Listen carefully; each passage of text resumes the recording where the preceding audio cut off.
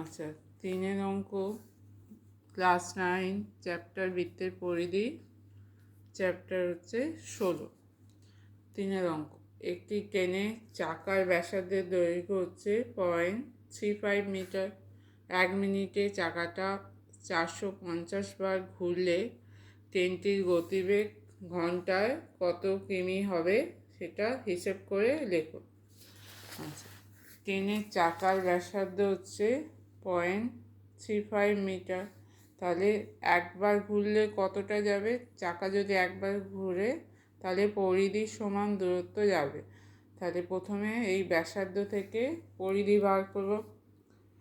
তাহলে আর সমান ব্যাসার্ধ 0.35 মিটার, চাকার পরিধি 2πr, আরের জায়গায় 2, পায়ের জায়গায় 22/7, আরের জায়গায় হচ্ছে 0.35। তাহলে 0.35 উঠলে পয়েন্ট তুললেও তলায় 100 হবে। 7 দিয়ে 35কে কাটলে হবে 5, 5কে 100 দিয়ে কাটলে হবে 20। তাহলে উপরে হচ্ছে 44/20 মিটার। এটা হচ্ছে একবার ঘুরে, চাকা যদি একবার ঘুরে তাহলে 44/20 মিটার যায়।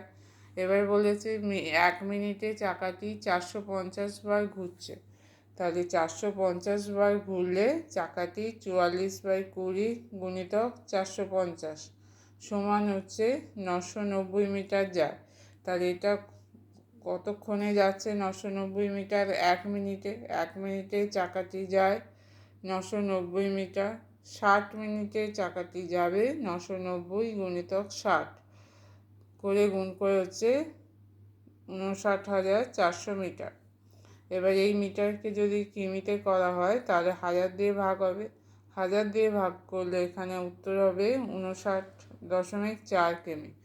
তাহলে ট্রেনটির গতিবেগ হচ্ছে ঘন্টা মানে 60 মিনিটে 59.4 কিমি। তাহলে গতিবেগ 59.4 কিমি প্রতি ঘন্টা।